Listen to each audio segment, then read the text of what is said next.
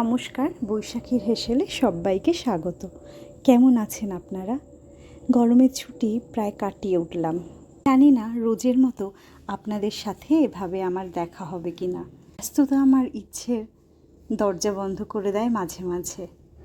থাক, এত ভেবে কি হবে, দেখা যাক কি হয়।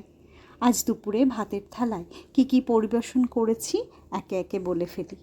পাতে ভাত বেড়ে শসা সাজিয়ে দিয়েছি, তারপর দিয়েছি ছোট মাছ ভাজা। ভাজাটা ডালের সাথে খাওয়া হবে বলে মুচমুচে করে ভেজেছি। আলু আর উচ্ছের গামাখা একটা তরকারি করেছি।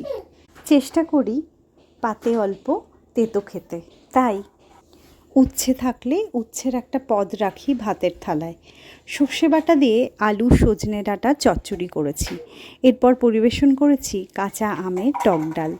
চিংড়ি মাছ দিয়ে এঁচোড়ের তরকারি করেছি। এঁচোড় এখন পাওয়া যাচ্ছে বলে আমরা ভালোই এঁচোড় খাচ্ছি। আর করেছি সর্ষে বাটা দিয়ে পাবদা মাছের ঝাল। ব্যাস, এই ছিল আমার আজকের রান্না।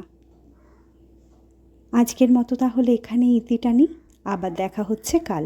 সবাই সবার পরিবারকে নিয়ে সুস্থ থেকো, ভালো থেকো। নমস্কার।